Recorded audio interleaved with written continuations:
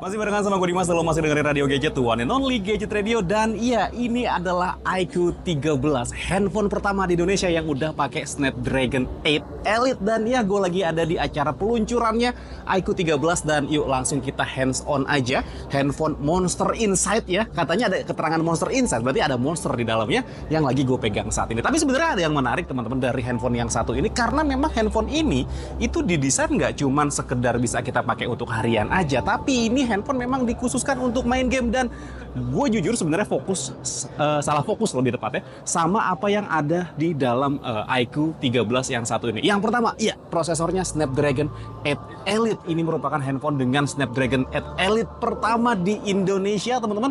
Dan untuk harganya sendiri yang menarik di sini adalah iQOO 13 yang satu ini itu dibanderol mulai dari harga 9.999.000 aja.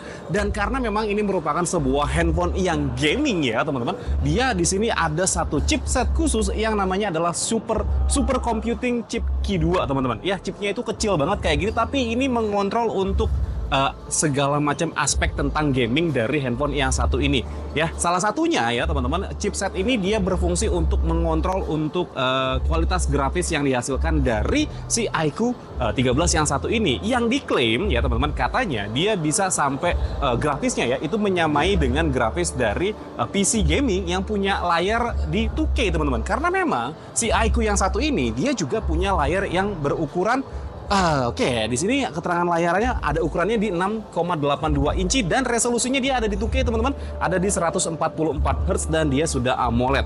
Oke, seperti itu. Nah, tapi yang bikin gue salah fokus lagi sebenarnya sama handphone yang ini, dia handphonenya cuma punya ketebalan 7,99 mm aja, tapi dia bisa ngasih baterai di 6150 mAh, teman-teman.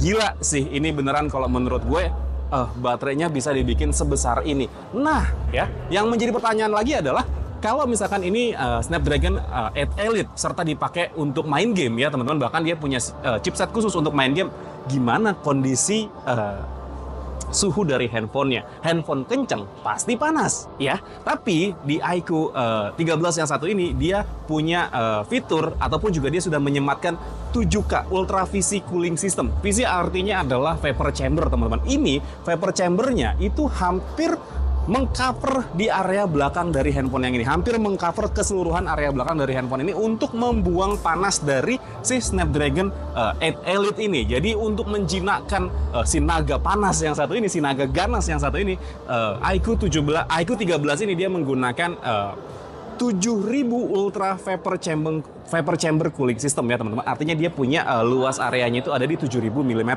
Ya, tadi seperti itu untuk coolingnya. Terus di sini tadi sudah gue sebutkan untuk layarnya ada di 6,82 inci, resolusinya 2K dan dia punya refresh rate 144 Hz. Frame-nya seperti ini dan untuk back cover-nya kayak gini nih teman-teman. Nah, untuk back cover ini dia balik lagi ya ke iQOO 11 yang sebelumnya yang dia berkolaborasi dengan BMW Motorsport nih teman-teman. Jadi emang ada dua pilihan warna. Untuk yang gue pegang sekarang ini adalah yang warna Legend teman-teman ya, yang berkolaborasi dengan BMW Motorsport, dan juga ada yang warna hitamnya. Serta untuk kameranya ya teman-teman, di sini dia menggunakan 50 megapiksel Sony IMX921 main kamera. Jadi untuk kamera utamanya dia menggunakan sensor Sony 50 megapiksel. Terus kemudian untuk kamera selfie-nya dia ada di 32 megapiksel. Nah, di kamera yang bagian belakang ini dia juga punya fitur kamera ultra wide dan juga ada kamera periskop ya teman. Periskop atau telefoto? Tele. Oh, tele, sorry.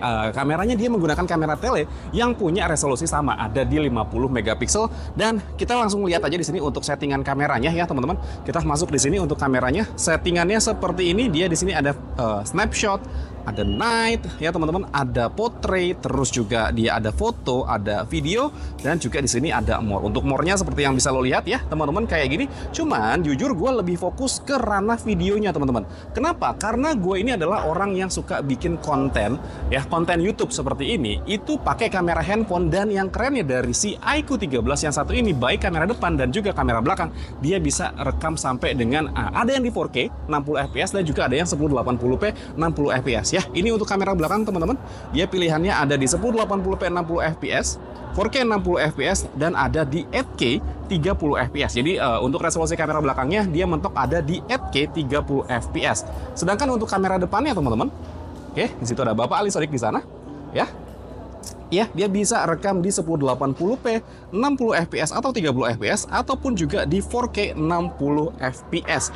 Iya, jujur menurut gue ini kepake banget ya, khususnya buat gue yang emang suka bikin konten menggunakan sebuah handphone aja. Ya, kameranya dia sudah bisa di 4K 60 fps, meskipun gue lebih sering pakainya itu ada di 1080p 60 fps aja. Nah, yang hampir lupa gue sebutin lagi ya teman-teman, bukan berdasarkan sih ya, berkat prosesor yang digunakan Snapdragon 8 Elite ini dan juga super computing chip Q2 ini, skor Antutu yang berhasil didapatkan dari iQOO 13 yang satu ini tembus sampai 3 juta poin.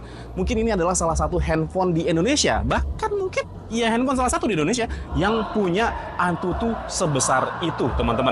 Dan yang gak kalah menarik sebenarnya, dia ini punya teknologi fast charging, teman-teman. Yang gak kalah menarik di sini adalah untuk teknologi fast charging. Oke, tadi gue di sini ya flash charge ya, teman-teman. Dia flash charge. Dia punya charger ada di sekitaran 120 watt yang diklaim sampai 100% ya teman-teman. 100% itu butuh waktu cuman 30 menit aja dan dia sudah menggunakan USB port 3.2. Tapi sampai gue bikin video ini gue belum tahu apakah port USB Type-C 3.2 ini dia bisa display out atau enggak. Ya nanti kita bakal cobain kalau misalkan seandainya gue udah pegang unitnya. Serta yang menjadi fitur entah ini gimmick atau enggak, ya meskipun gimmick tapi gue suka ya teman-teman.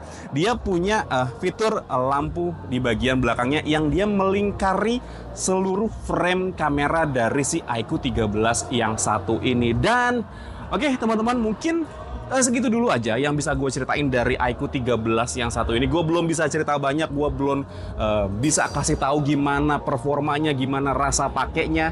Ya, yang jelas yang bisa gue kasih tahu sekarang ini adalah mesin getarnya ternyata enak, teman-teman. Ini mesin getarnya enak. Tapi cuman seperti itu dulu aja yang bisa gue ceritain sama lo. Gue belum bisa cerita banyak karena ya ini cuman video hands on aja.